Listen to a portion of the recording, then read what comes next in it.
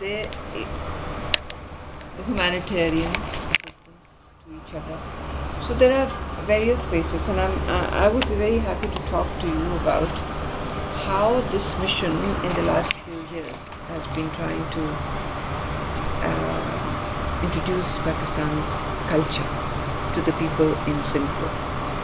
Basically, I think the Singaporeans are not are quite familiar with, let's say, the South Asian culture. You have 9% of Indian origin people here, but you also have people from Pakistan, from Sri Lanka, from Bangladesh, and so they form the South Asian identity. We had last year we wanted to commemorate the South Asian Regional Cooperation anniversary, and for the first time the South Asian countries came together to showcase the culture of their countries. So this was called the Tastes of South Asia, and we had it in front of the Singapore Plaza. Very interesting aspects came forth because each country brought from their own capitals and other countries very special traditional embroideries and clothes and food items, even handicrafts, and they also presented cultural activities during those 2 days. It was interesting to see everybody's culture, and people were flocking to the area. It was on a Sunday and Saturday. So when I say about the South Asian cultural identity, we try to portray also in a collective manner. But where Pakistan's cultural identity comes, it's more our identity moves more towards Persia, Iran, the Iranian culture, and Central Asian culture, the Mughal culture. Because most of in the last few centuries, most of the invaders who moved into India traveled through the Pakistan territory, which is now Pakistan. From Arabia, from Iran, from Afghanistan, from some of the Central Asian countries. The Mughal kings came from the Central Asian countries. So their culture was assimilated by the people in the area which is Pakistan. So I think our cuisine and our cultural heritage has become very distinct. Secondly, Pakistan is a very large country. It has various provinces, but within the provinces there are distinct cultural identities among people. Shall we start from the south? The Sindh province. It's more of a desert, but also coastline. So we see a very colorful bent in our culture. The embroideries, the innovative way of using the shells in the dresses of the girls. They get interwoven, and it's very shall we say, because of the drabness of the desert, the dresses that are worn by the women in the desert are very vibrant in their colors. And so if we move now towards Multan, which is a little close between Punjab and Sindh, Multan is a very old city, and it represents the blue tiles, the cobalt blue tiles, which is also a very traditional way of decorating one's buildings in Iran. But I was very surprised that as far away as in Portugal or in Baku, I've seen those tiles. So one sees the cultural influences so far away. In Punjab, then again, because it is the granary of the whole country, being the agricultural land, here we celebrate various festivals, like the harvesting of the fields, and the kite flying, the festival. Then we have people who love food, just like Singaporean people. The Punjab people love food, barbecue especially, and exotically made curries and vegetables. That depicts the culture of people who are mostly agriculturists, shall we say. And now if you move, the Balochi culture is more Spartan, where I've seen women wearing layers and layers of clothes, because it's very cold in winters. And they usually wear black or maroon clothes with silver jewelry, and they weave silver coins in their clothes. So that's a very interesting way of depicting their status in society. But now we are also becoming more modern in our fashions, and the contemporary fashions are totally, we draw upon the embroideries and the color combinations, but we do it in a more modern way on silks rather than cotton and chiffons, and in Pakistan the ladies love to wear their clothes. If you move towards the northern areas, the Gilgit, the Skardu areas, Swat Valley, again it is very rich in culture, in carving of furniture. Then we have also another very distinct tribe. It is called the Kailash tribe in the Chitral region, where we have it is said, the descendants of the Alexander the Great, with very aquiline features, blue eyes, light hair, and this is a very distinct tribe. And they have, again, they wear black with red embroideries, and they wear headgear with shells woven into it.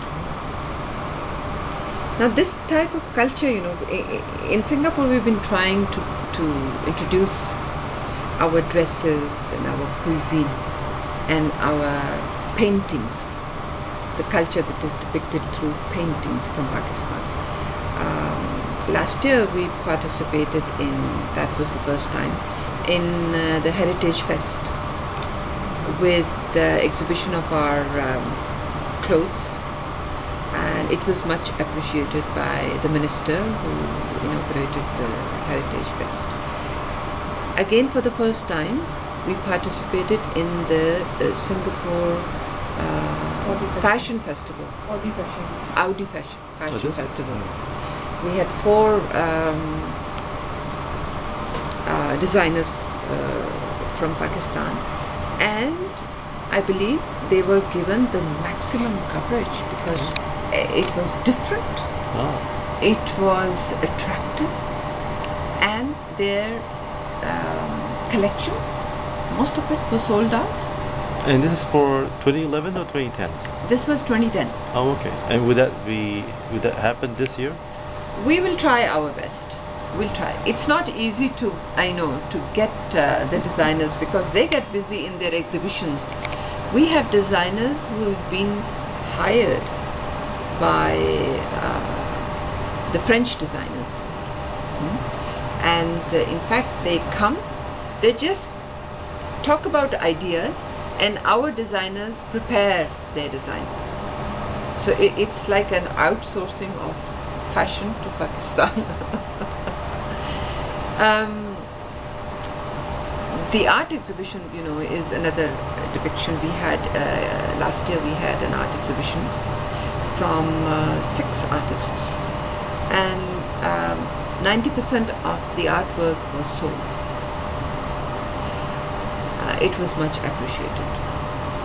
This year again we are going to have an art exhibition, and it will be a very special one this year because we are co-opting diplomatic ladies to also participate in the exhibition with their own original works. The ladies who have their talent, we want them to showcase their talent. So we have ladies from Turkey, Italy, Mexico, Ukraine, and myself from Pakistan. Sorry? Iran. From Iran. Of course, you don't have an embassy here, but we have Iranian people here living here, and they were very kind to. So we will have a separate room dedicated for this work, and then there will be 7 artists whose work is going to be exhibited in the art house, and the exhibition is on the 10th of May for about 4 days, 10th to 15th of May, 5 days. And the exhibition is going to be accompanied by one of the renowned artists, Jimmy Engineer, who has done his exhibitions all over the world, but this will be his first time to exhibit here. So I'm very pleased to have this opportunity through you to tell the readers that this will be a very important event for us and for the art circles in Singapore. And then we have done a lot of events where we have introduced our food. The High Commission participates in the Red Cross Bazaar every 2 years, which is held, and I am sure that during 2011, when the Red Cross Bazaar takes place, we will be there to participate. Usually it is through our cuisine, and the most popular among the dishes that we offer is the chicken biryani and chicken karahi, and we also introduce some vegetables and desserts. We did have in November a small diplomatic ladies bazaar which I organized to raise funds to help the flood affected people.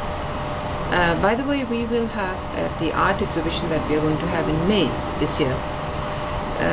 We plan to donate 50% of the proceeds for the Japanese people, and the 50%,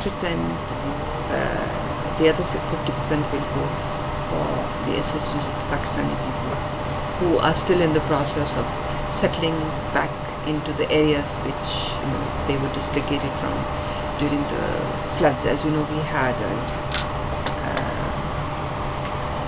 very bad floods from June to August, 3 months.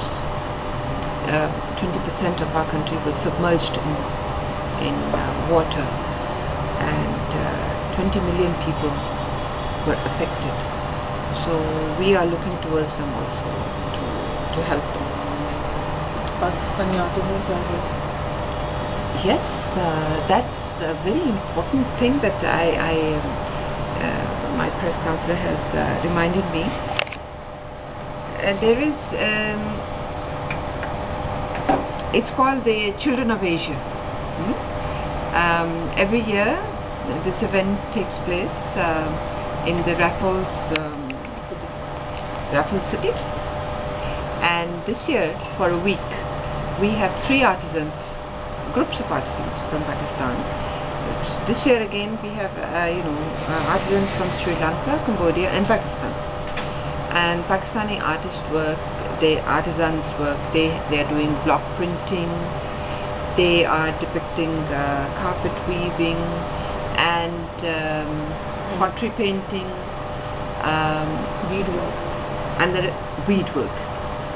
So, and that has aroused a lot of interest in the people. It's up to Sunday. It's up to Sunday, and I plan, she's been visiting, and we plan to go also on Sunday. This has been a very successful way of bringing to the attention of the Singaporean people different aspects of Pakistan's culture. And as you know, every year we have the National Day of Pakistan, which is usually on the 23rd of March, where we serve purely Pakistani dishes. So you're most welcome to enjoy the Pakistani dishes. I'd like to talk a little bit about the Pakistani community, which is a very vibrant community, small but active. And the High Commission, in collaboration with our community, the Singapore-Pakistan Association, we have been organizing musical evenings, where last year we had a renowned singer. He is a semi-classical singer, Mr. Rahat Fateh Ali Khan, and he performed for 2 consecutive days. And then we had another singer who is more pop, but also he sings. It's a fusion of Sufi poetry, which is the old classical romantic poetry, with modern music, and is also very popular.